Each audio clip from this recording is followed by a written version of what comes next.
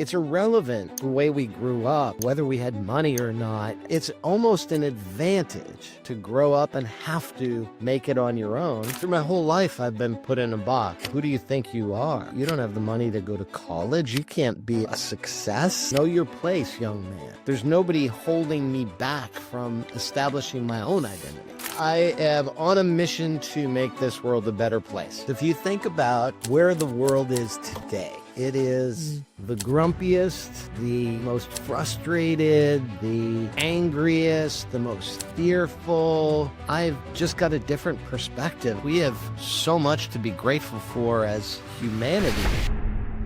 He led 7-Eleven through disruption and Blockbuster during its most pivotal hour. From boardroom power to global purpose, Jim Keys is championing a new legacy, fighting for equal access to education as a human right. Let's have some fun. Yes. All right.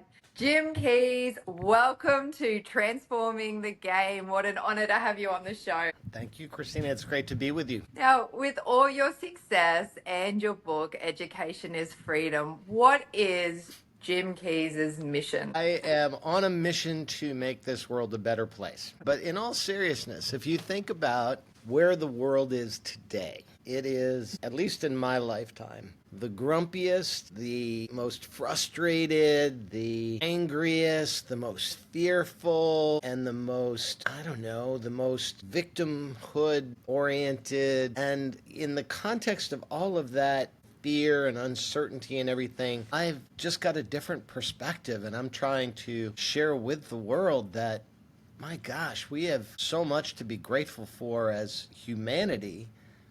Yeah. With where we are today, and what are we afraid of? Yeah. What are we afraid of? I agree. There's a lot of change and there's a lot of fear in the unknown with technology. But if we take it back a few notches here from the beginning for you, you grew up in very modest circumstances. So what is it about your childhood that built that grit, determination, and the positive outlook in life for you? I think it was an advantage. I think I share this when I talk to people that are suffering from those self-doubts and, the lack of belief in themselves. I share with them that it's self-imposed. So much of it's self-imposed because it's irrelevant the way we grew up, whether we had money or not. And if you look at the whole landscape, is it easier for someone that grew up in a wealthy family and got to go to the best schools and had everything handed to them? Maybe. But do they have that same resolve? Do they have that same grit? Do they have that same willingness to take responsibility for their own future? Not always. Not always. So it's almost an advantage to grow up and have to make it on your own, because then you have, for one, a little more gratitude for what you do have, but you also don't have the expectations that you have to stay there. You could go back. Right? And you were perfectly happy. It wasn't about happiness. It was about freedom. Freedom. And I think it's also, like you say, it's how bad do people want it, and having to do it for themselves. Someone's not going to hand them everything on a silver platter. And then so what do you really want, and how bad are you willing to get out there and do it, right? Yeah, exactly. So exactly. And just the belief that you can. I think that's the big thing. Because everyone puts that doubt in our head that, oh, you're not smart enough, you're not good enough. And it's all self-imposed doubt and fear it's foolish. There is no limitation on us other than that we put on ourselves. Yes. Yeah. That's true. You just made me think of a really funny story, and I'll say it quickly because this isn't about me. But when I was young, I thought I wanted to be a vet. And I had a sick guinea pig or something, went to the vet, and I was young, 8 maybe, want to be a vet. And the vet said to me, oh, you have to be really smart to be a vet. And whatever they meant by that, I took it like I mustn't be smart enough. And no joke, from that day was like, I can't be a vet. And it sticks with me to this day, going, how silly or how funny. Or if that person had have just said, what a great opportunity, it's such a great thing, you should look at this. And I mean, I Exactly. don't think I would have coped being a vet, but it was just funny. Like, it's someone else's perception and someone else's insecurities or someone else's that they project onto you, and you either repel it or you absorb it. Yeah, so true. So true. But I society is like that. I Yeah. mean, if you think about it, that you even from the time we were kids, if you were the kid in class that was like going, I know, and you wanted to answer the question, what happened? You were Yeah. ridiculed. You were Yeah. encouraged to, don't do that. You're making us look bad, right? It's a natural, sadly, a natural human trait, and it unfortunately in the broader scale, it manifests itself in tribalism, right? And it's the Mm. same. What we see in society today goes right back to grade school, because when people have fear, they can revert basic animalistic instincts to seek comfort in the herd, protection in the herd, in the crowd. Be the same. Yeah, yeah. So they if someone stands out, that's a threat to the herd, to the unity of that group. And you bring that into now politics, and it's like, oh no, those people that think differently from me, they're evil. It's like, no, they're not. They just have Yeah, they just a different point of view. exactly. If people could have more self-awareness of going, we agree to disagree, or just looking from someone's perspective to understand that your perceptions are different. And it's such a learning, it's a learning thing you can do. So it's not, if people are willing to open their eyes, you can learn this and you can, and sometimes it's okay to agree to disagree, or sometimes it's Yeah, okay to listen. And once people feel heard, don't you find that you can get a lot more out of them, whether you agree with them or not? If as long as people feel heard, there's absolutely. some magic there. You said the two magic words. You remember on when I talked about the book with you when we first met? Got it. Ah, there you go. Perfect.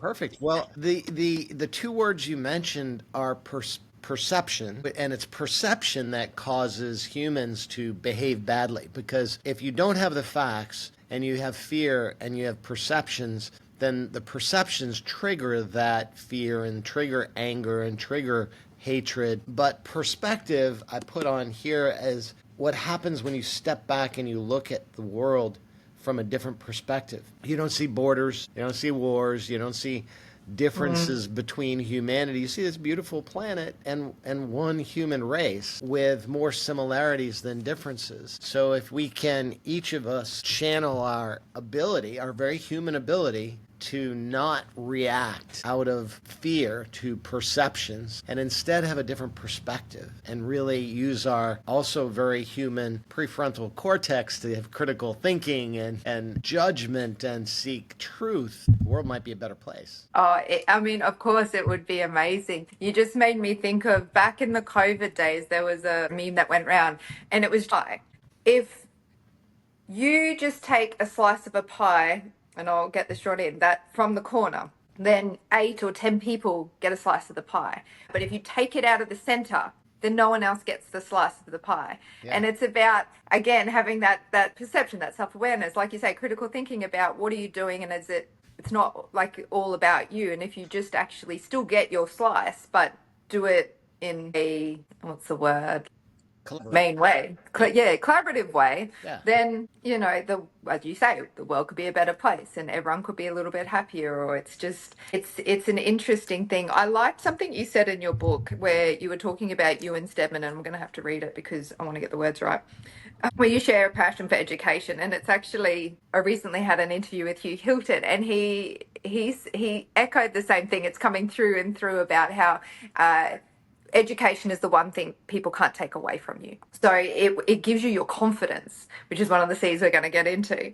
But you were talking about that the true value is to let anyone, anywhere, anytime establish their identity, and to become who they want to be and not who others think they should and are told to be. So were you told to be a certain thing as a child or younger, and then you're like, no, I want to be different? Or were you actually told the positive and you had that reinforcement? I was put in a box, and through my whole life, I've been put in a box. And as a child, it was, well, who do you think you are? You don't have the money to go to college. You can't be a success. Look around. Look at where you come from. That's not an option for you. Know your place, young man. I mean, literally Know those. your place. Yeah, Oh, oh, it's horrible, but this is hear what people say that. happens. This is what happens to young people. So many of them give up, and then that causes that victim mentality. Well, it's not my fault. It's because the man's keeping me down. There is no man.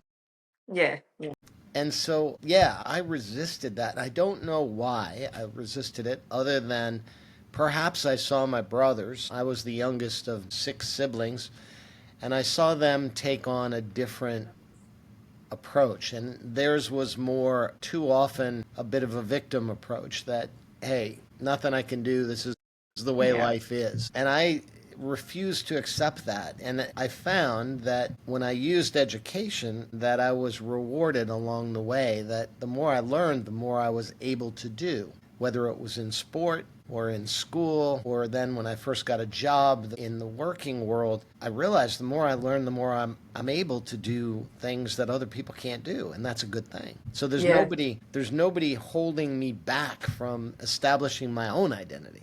Beautiful. And I think I want to emphasize there, because when people think education, they might be thinking, well, for here, primary school, high school, college, whatever you guys hear. But really, you're talking about any growth and learning. You said sport, Yes. you said career.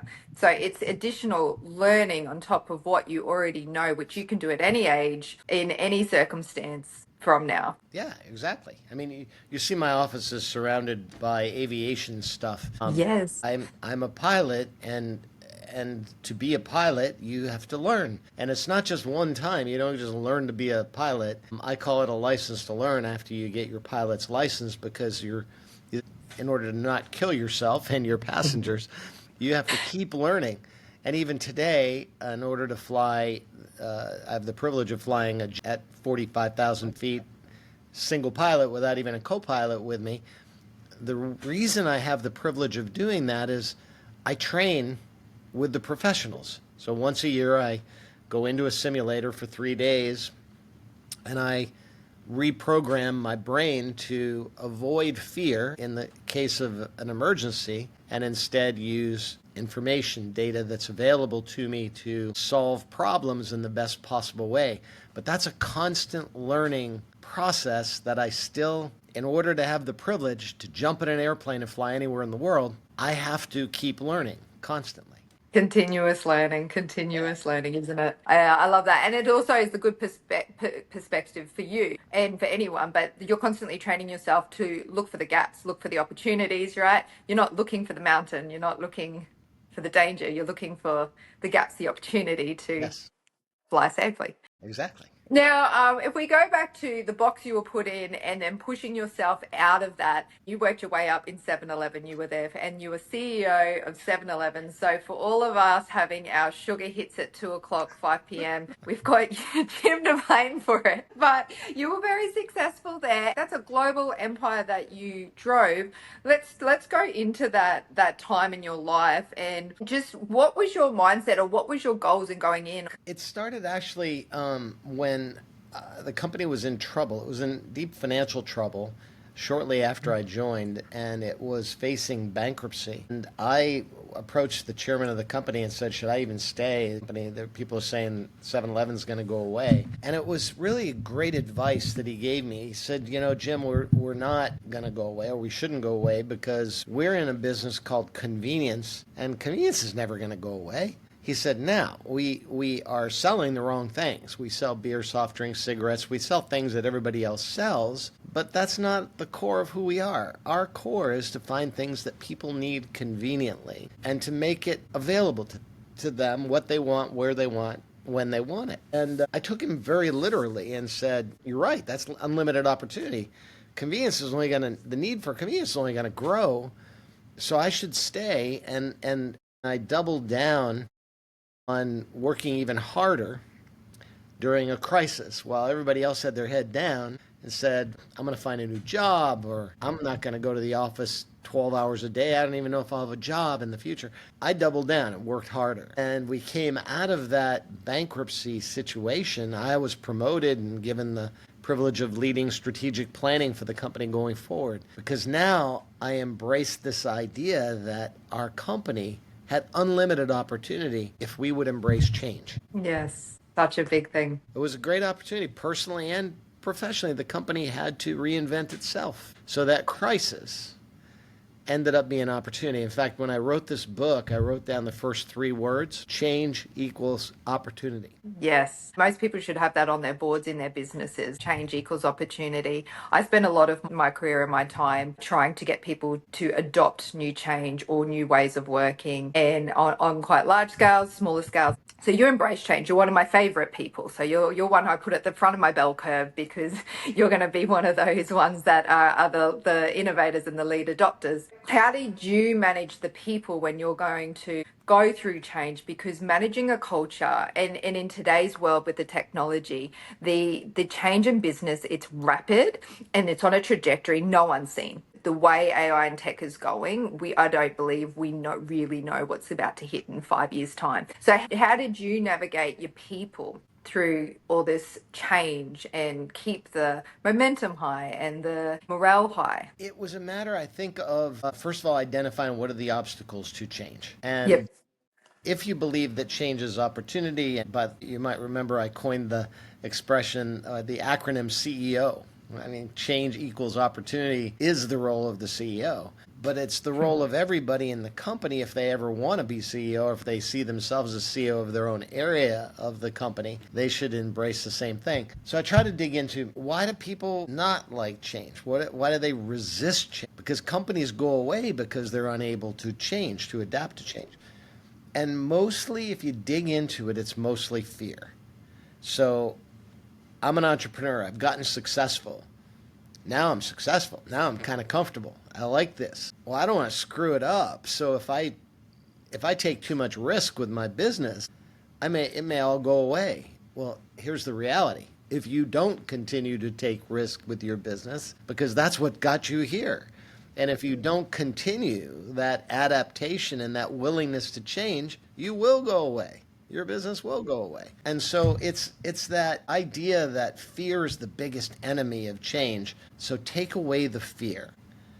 Try to find out what's causing that fear and encourage people to embrace the change, having confidence and then having clarity, so that communication, the ability to, I call clarity, it's kind of like turning on the light. If you're scared of the dark, you turn on the light. Now there's nothing to be afraid of. So if you're a CEO and your people are afraid, communicate, turn on the light, bring them under the tent, show them the strategy. Here's where we're going. Follow me. And now they have nothing to be afraid of. You like close to their chests, and I do believe that they try and build too much of a hierarchy, I think, and it just causes problems. Have you experienced any or got any stories there where you've had executives that don't know how to communicate or don't want to? Oh yeah. Or think that's their power? Here's the way I describe it. There's kind of 2 kinds of leaders. Of course, there are many more than 2 kinds of leaders, but I'll simplify and break it into 2. Those who inspire and those who lead by fear. True. And you see a lot of the lead by fear. And frankly, it's the easiest form. And in the short term, sometimes fear works. So take a government, for example. You can win an election by scaring people to death. And then you can accomplish things by scaring people because you can scare them into action. Now, the question is, can you sustain? Yeah.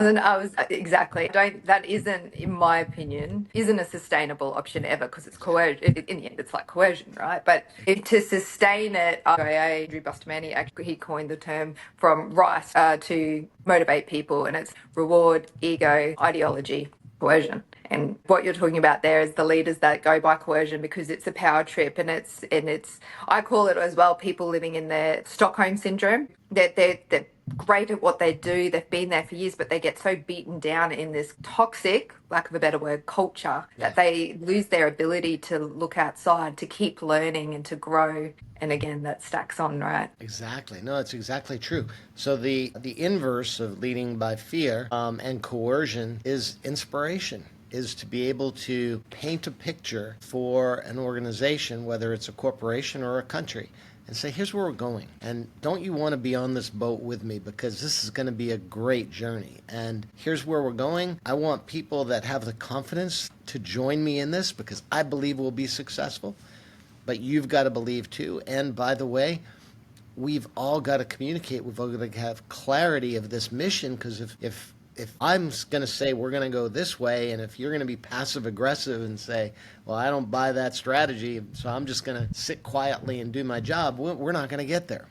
And Exactly. yeah, so it's a pretty simple formula, really, that change, confidence, and clarity can pave the way for people to come together and really succeed if they share that vision of what's possible and want to together inspire, work through inspiration versus coercion, intimidation, and fear.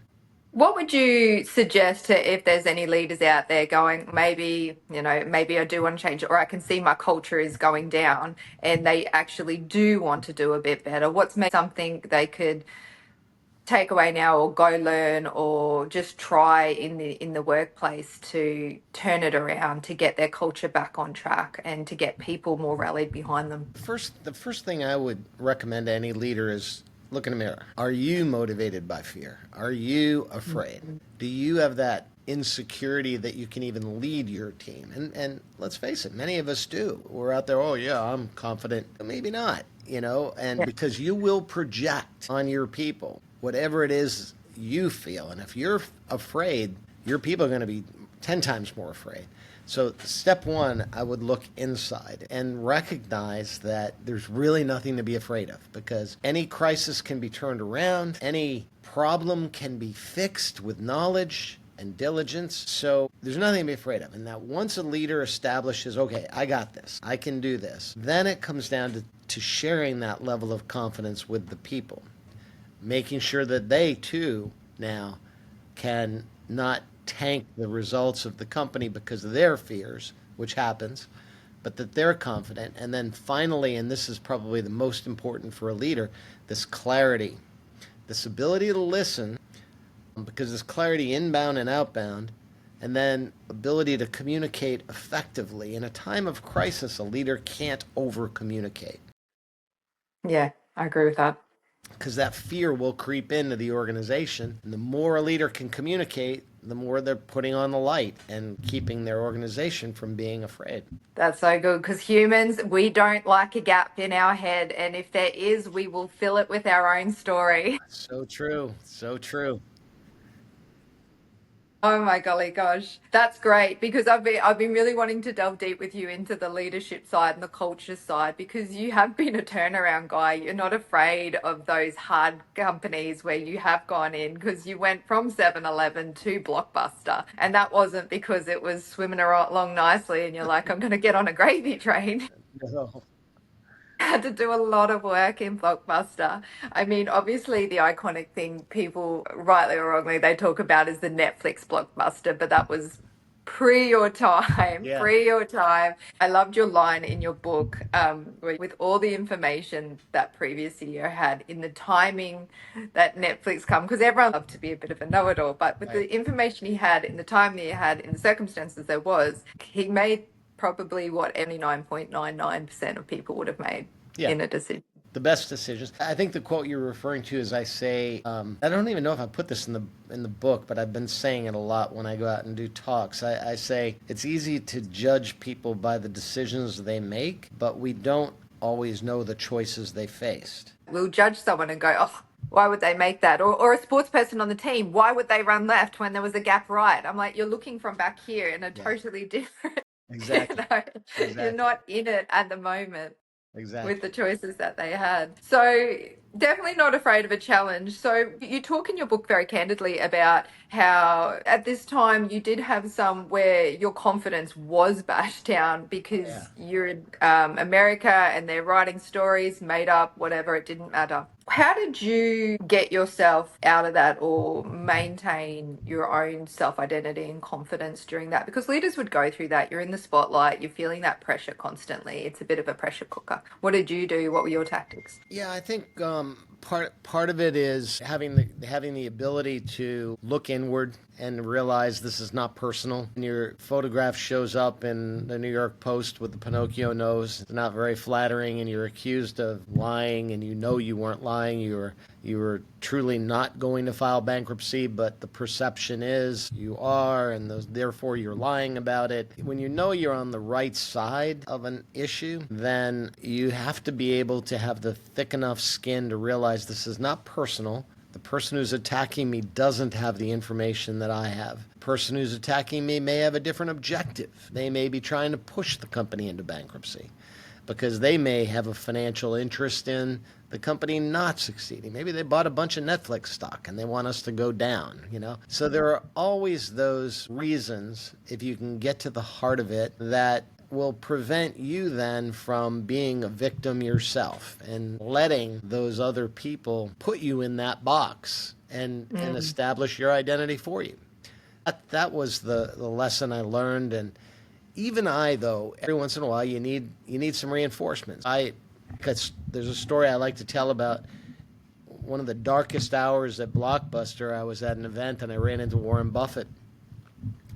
And he said, I was explaining to him what I was doing at Blockbuster and explaining the financial markets have just collapsed. I've got $1 billion of debt. I can't get it refinanced, and everybody's thinking we're going to file for bankruptcy. I've got everybody piling on, and boy, this is tough. And I was almost apologetic about it. And he said, Jim, would you rather be on the bench watching somebody else at bat, or would you rather be in there in the game? I was like, yeah, I'd rather be in the game. And he's like, well, dust yourself off, get back up, and stand up at the plate. You'll find a way. We all need that sometimes, when that little person on your shoulder is giving you that message of doubt. Yeah. It's an annoying little person, isn't it? It's like, shut up. And we've all got it, yeah. And it's just like, you're like, no, stop. Cut it out, yeah. But sometimes they win. Sometimes that little person wins. Sometimes that little person does win for people. Yeah. And I guess, like Warren said, what wise words, and a man who's gone through ups and downs, I'm sure, to get where he is to go, would you rather be in the game, dust yourself off and just get back up? Yeah. Like, just get back up. Because even when that little voice annoyingly does win and it does knock you down, dust yourself off and get back up. And then it's about getting up quicker and quicker and quicker rather than days. And learn. Weeks. And learn from that knockdown. Yes. So critical. Exactly. And I try and tell myself to have that perception of when things are not going to plan, or you're feeling that fog or that darkness going, okay, well, I'm about to come out. You're going to come out. You always come out. So I wonder what I'm going to learn. And if you can take that on board, you never know where you're going to go. Absolutely. So do you find with opportunities that have come along in your CEO careers that luck has played a part? Is there an element of luck, or is it just always strategic? I'll give you two good examples. 7-Eleven and Blockbuster went through exactly the same situation. The companies are much more similar than people think on the surface. 7-Eleven was in the business of convenient access to goods and services. Blockbuster was in the business of convenient access to media entertainment. 7-Eleven went through a complete period of financial meltdown. Blockbuster went through a complete period of financial meltdown. I lived through both of those situations, almost identical situations. And in the first case, I ended up with a really good strategic partner. 7-Eleven Japan came in and brought capital to 7-Eleven and allowed us to emerge from bankruptcy, reinvent ourselves. And today they have 80+ thousand stores worldwide. Blockbuster, same situation, same scenario, restructuring of the debt, good financial partner with Dish Network. They unfortunately decided that their strategy was going to be a little different. Instead of competing with Netflix for streaming via the internet, Dish's strategy was to go straight to mobility, cellular. They thought that it would be a better path for streaming movies. Now, they were probably 10 years too early, because the internet was more robust than Wi-Fi, than cellular at the time. So when the government didn't release in the United States the bandwidth for mobility, it set dish back, and they decided to close down the stores and put the Blockbuster brand on the shelf. So different outcome, but in both cases, from my perspective, same strategy, same execution. So there's a little luck involved, timing, but It's it is, also a good framework that you built, right? So, yeah, and you're going to show that people can pivot industries when, if you're building a business, that if you get the right foundation for a business, you can build it, scale it, turn it around when you know the right pillars to put in place. So let's go back to your book, which I've read through, and it's very much about you want to make the world a better place. I know everyone needs to get it. You can get it, well, here in Australia, you get it on Amazon, you get it on probably in the bookstores, but obviously everything's Amazon. But what we talk about is you go through your C's, so many C's, so many C's. But what we're talking about there is that you start with people can learn, and then how to learn, why to learn. And what I wanted to talk about is from the change, the confidence, and the clarity we've talked about. The critical thinking, the curiosity, and the creativity is the next critical steps for people to want to grow, scale, change, like be happier, yeah. create a better life. I mean, it's hard work being miserable, and it's hard work learning. So you might as well choose your heart and choose the better path, I say. But you got very curious and you got very creative, and in it you are suggesting everyone should get a bit creative now. Yeah. I liked this, and I was thinking, I played the piano back in a kid. I've got a piano behind me. I'm like, I should do what Jim says, and even half an hour a week, just start Yeah. and play the piano. But you're an artist. Well, yeah, sort of. I mean, I do. I dabble in it, and but everybody can. Everybody can. We are all artists. We're all creative. When we're kids, do you know any kid that can't sing at the top of their lungs or dance with wild abandon? Until somebody says, "Oh no, no, You're not that's good. you're not good," and then they stop, right? And that's what happens as adults. It's like, no, no, no, you don't know how to paint. You can't play the piano. You're awful. Yeah, yeah. And so we let someone else again establish our identity. You're not creative. We're all creative. And here's my favorite quote. I put it in the book in the top of that section. Einstein said that that creativity is intelligence having fun. Yes, yes, I do remember seeing that. I thought that was clever. That was clever, right? I love It's that. having fun, and it's the word fun. I think adults stop having fun, and Yeah. that's the problem with the world. We've stopped No. having fun, so we're not allowed to be creative because we're not the best at what we're doing, or we're not singing on key. I have friends who are concert pianists, and they will not sit down at the piano because they were trained formally, and they could outplay me I mean, they would put me to shame, but they won't even try because they have a sense of what perfection is, right? I sit down, I don't care if I make a mistake. In fact, what I do is I write music because then nobody knows if it's bad. Oh no, it's new music. It's supposed to sound like that. That's brilliant. Oh, great. It's that's so great. That's so true. Do you know, with professional athletes a lot as well. So they've Yeah, gone through, they've trained to be the peak. They only race because they want to win. And then when they no longer, they're retiring at 25, they're retiring at 30, they won't get back on the bike. They won't get back in right, the pool. right. And because they said no, no, like, because their standards will be here, and they don't know how to switch that in their head. So it's very important for people to not see it about winning all the time and about changing your state. Or now you talk about left to right with creativity, and leaders should do something because it'll make them better leaders. What I Yeah. was wondering, I'm not sure, I get told maybe I'm a left brain, I don't know, I might be right, I feel like I could be, not sure. But you talk about if most are left brainers, and they should do creativity to become better problem solvers. What about the right brainers?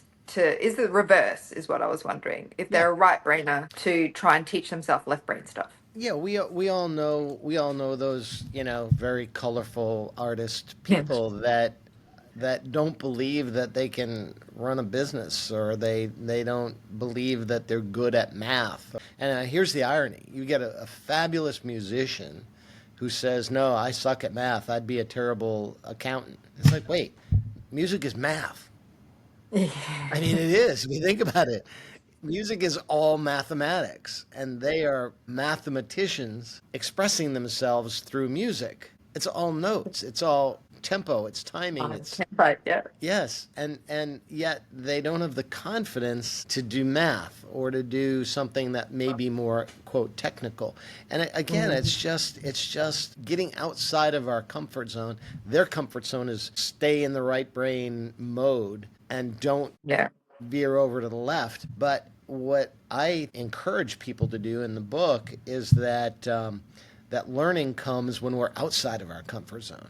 That's where we Yeah. really learn. So if you're You got to left be brain, get out there and create, and then great. it may be awkward and it may be scary, but you'll learn from it. And if what's your thoughts with all the learning and the education with technology, AI? Like, because you talk about the school system a lot. Obviously, you talk about the American one, but how do you see? I feel like the school system's pretty old and stoic. You look at the way that cars have changed, planes have changed, right? Everything in the world has changed. But then if you look at pictures of the classroom from 100 years ago to now, they're quite similar. So do you think, because the whole thing, presence of your book is education is freedom, do you think that maybe schools could become more obsolete? This is a pretty big thing, but because kids were just going to learn by watching YouTube, by asking AI, like it's the trajectory of where I see this going is huge. So where do you see the place for school in the future with where it is to where it needs to be? Yeah, I've been actually advancing with the US government a vision of a hybrid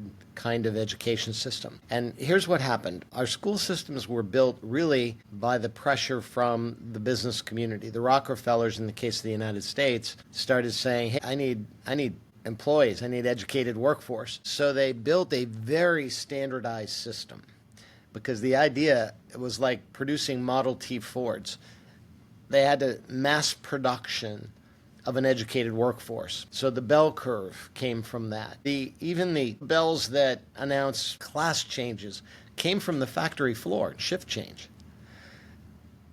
The bell, Yeah, yeah, yeah. it was shift change. Okay, you're going to go from one class to another class to another class. Everything about our education system, the standardization was just like the standardization on the assembly line. It was mass production of kids. And anyone that didn't fit that norm, if you had a little ADHD or you were a little dyslexic, you're out. You're going to be held back, or you're going to be in a special education group or whatever. Technology can fix that because technology can provide individualized learning. Now, here's the difference. We're way over here on the spectrum of, we're teaching the same way we did 100 years ago.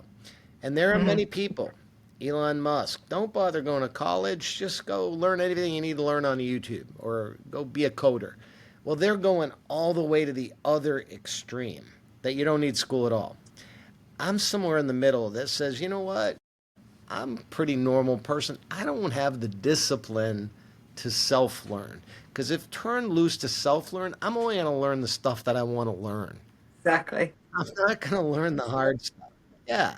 I'm not going to go learn algebra because I'm Yeah. not going to think I'll ever use it. But algebra is probably going to be pretty important to me in the long term. Plus, I don't know what I'm going to be in 20 years. I might need algebra to be able to learn. So it's the discipline of the classroom that I think we still need as humans.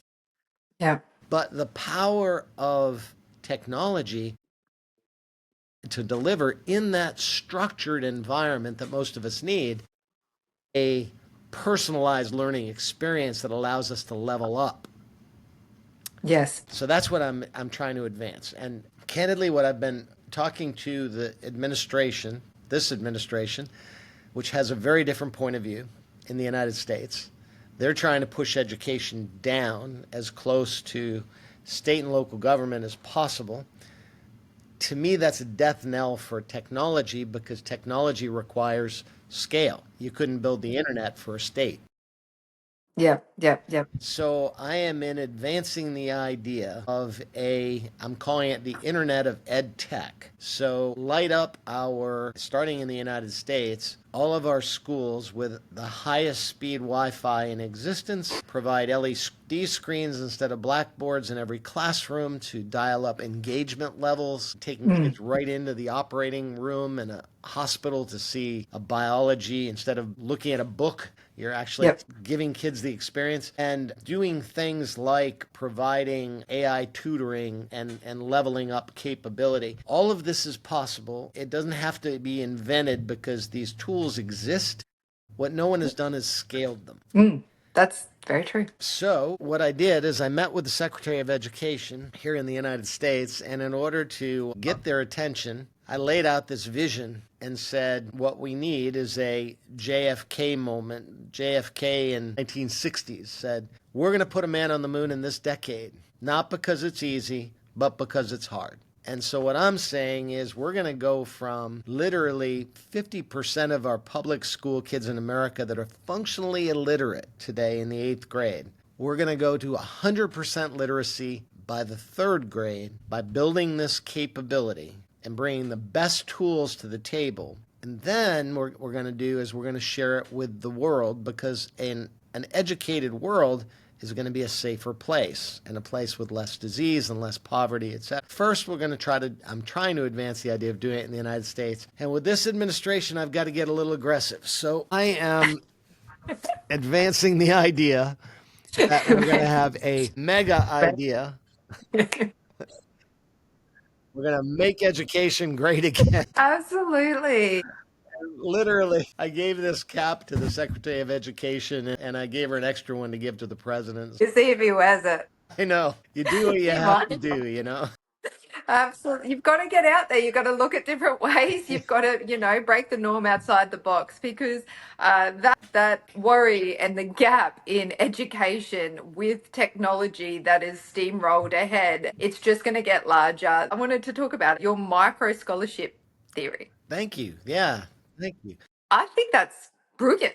This is one of those things, I tell the story of the internet, and people are afraid of we're afraid of the internet. When it first came out, they said, "Oh my God, it's only good for porn, that's all people are going to do on it ever." And, or it's going to take away jobs, it'll ruin small business. The internet spawned small business. I mean, think about Uber.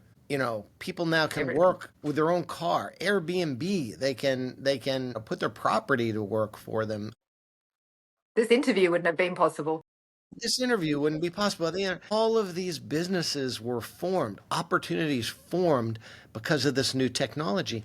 And so, yeah, people are looking at the current technology saying, oh my gosh, it's going to, they're afraid of it. It's going to take away opportunities. The way I look at it is just the opposite, that it's going to create an entirely new, there are entirely new work, jobs, Correct. businesses that we can't even today sit here and envision, but that will be possible because of the power of technology and AI. So yeah, I get super excited about it. And, at the end of the day, the most important thing to me, and the reason that I didn't see this coming when I wrote the book, but when I put this book out saying education is freedom, I didn't think about where we are as humanity right now.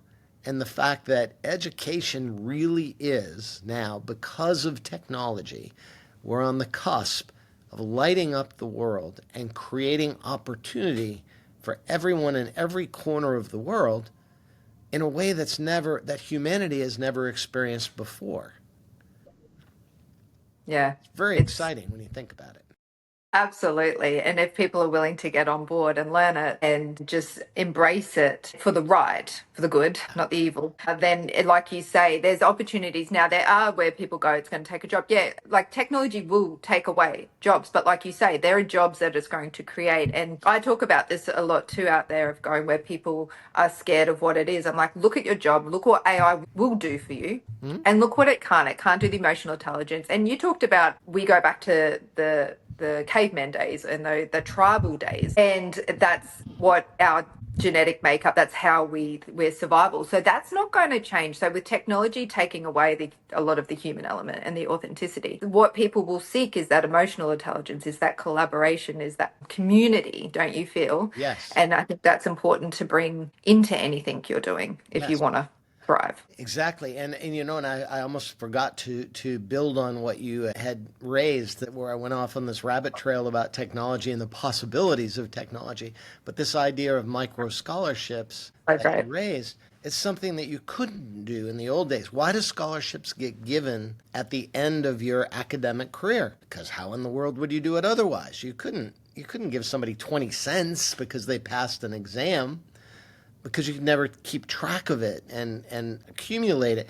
Well, in a world of blockchain, we can create a tax-free savings account for families or for children, for each kid. And literally every time they pass a module, they could, instead of getting points for their avatar, they could get 20 cents from Deloitte because they passed a math exam. You may be a future accountant. And it goes into their savings account, and they then have the ability to literally make enough money to go to college, because the harder they study and the more they build up their account, the more they'll not only be growing their intellect, but they'll be growing their bank account to be able to afford to go to post-secondary education. I truly did really love that idea. And the idea of it almost felt like a video game for the kids in some respect, depending how it's built. And that would motivate them too, because of what stimulates them now and how everything's happening, and an ability for those that are less fortunate, and even fortunate, but to be, I just thought, what a great idea. I hope that one day gets legs, and that where that goes. So I'll be watching, and when I see it out there, I'll be like, Jim came up with that.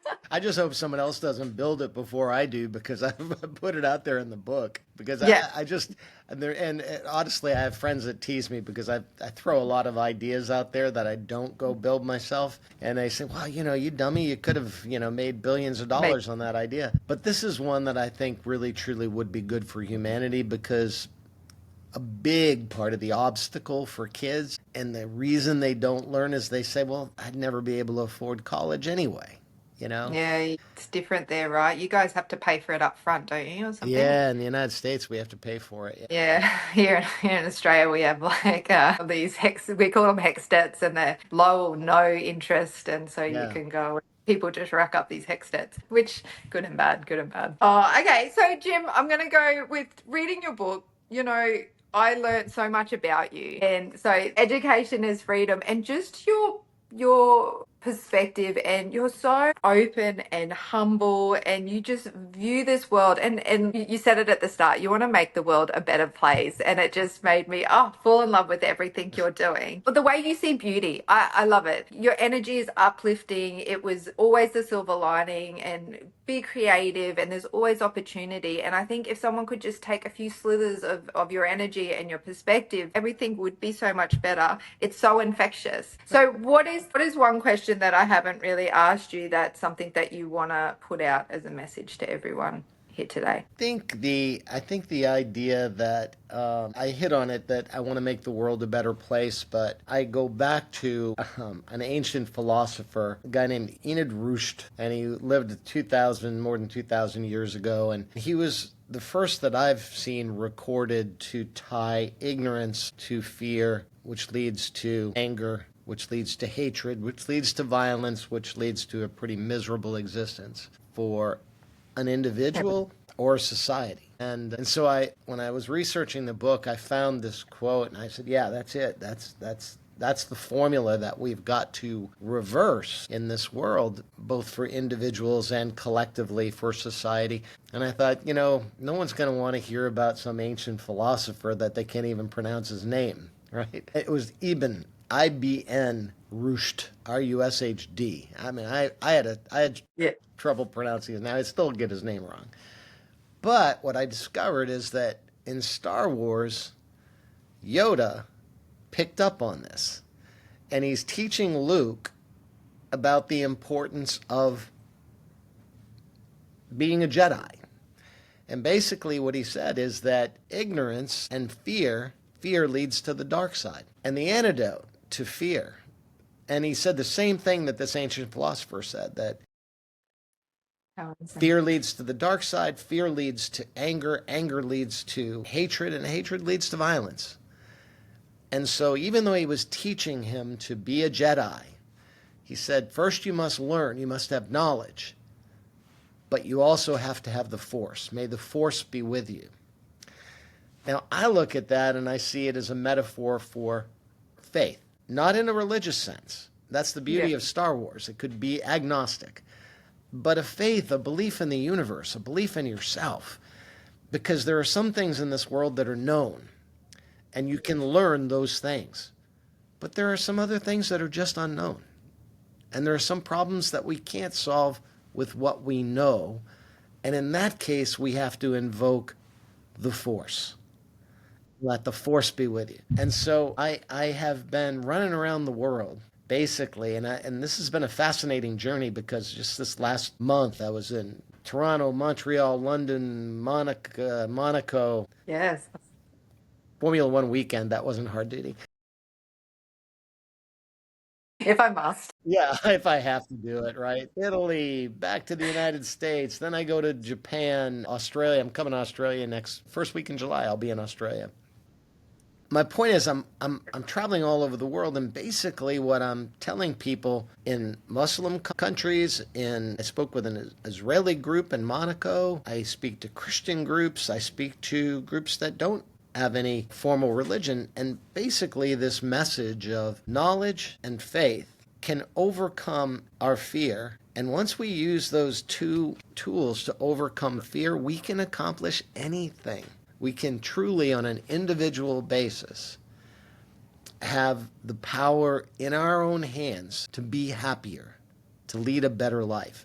And then if collectively we can all get together and decide, you know what, this combination of knowledge and faith, there's nothing that we don't have to fear each other anymore.